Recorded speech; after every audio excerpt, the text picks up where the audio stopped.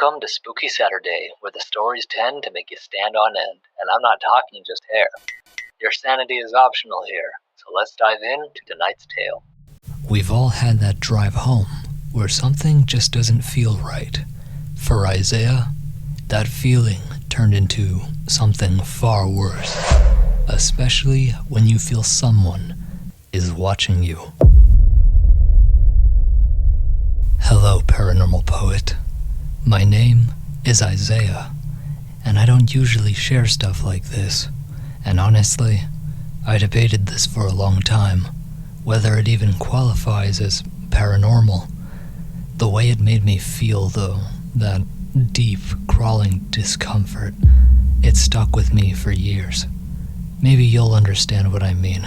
Years back, when I was living on a friendly street in a cozy suburban neighborhood, I had the most traumatic encounter of my life, and I still don't have the words to explain it. It was a normal day. I'd spent most of it at my buddy's house, just hanging out, losing track of time. It was well into the evening when I decided to head home. The drive should have been uneventful.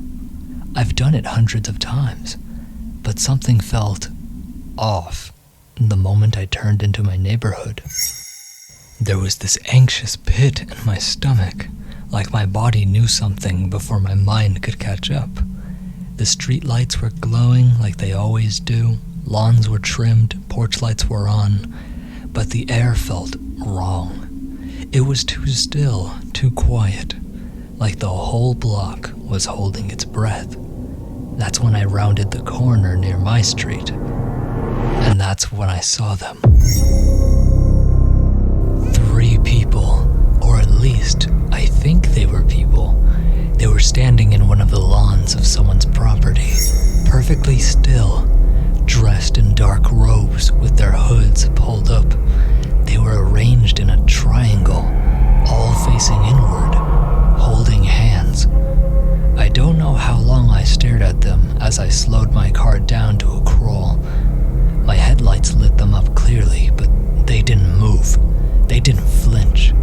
It was like they didn't even notice me, or didn't care at least. The longer I looked, the more intense the dread got. My skin felt like it was trying to peel away from my bones. I couldn't explain it. Eventually, I drove past them. No one else seemed to be around, just me and them. By the time I pulled into my driveway, I was trying to convince myself I imagined it. Some kind of weird prank, maybe. Or teenagers messing around. I sat in the car for a second, gripping the wheel, trying to shake it off. I took one big breath and opened my car door. That's when I made the mistake of looking back down to the street. They weren't in the triangle anymore.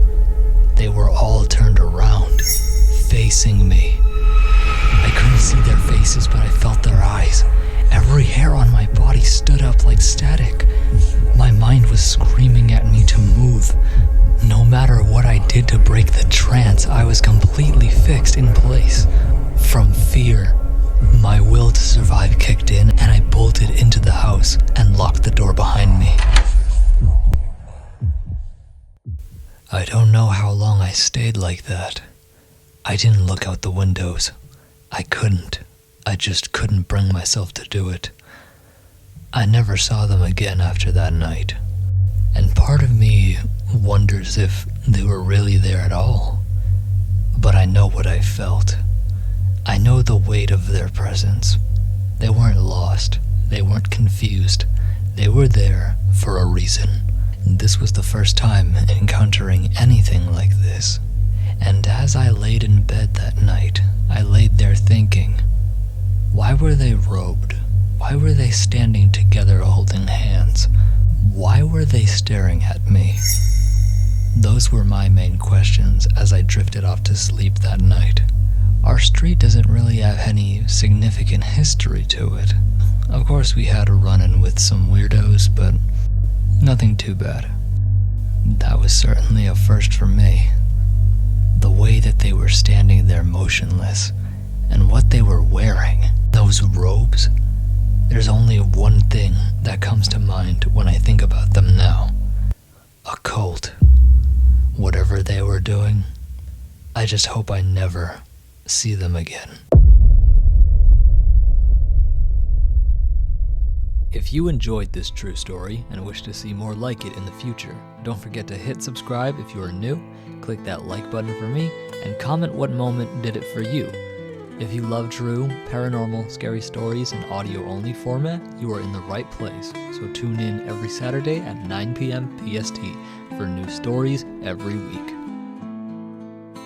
Through the static and the silence, a whisper calls your name, a voice that chills your spirit, yet soothes you all the same. In the dark, the tales unfold,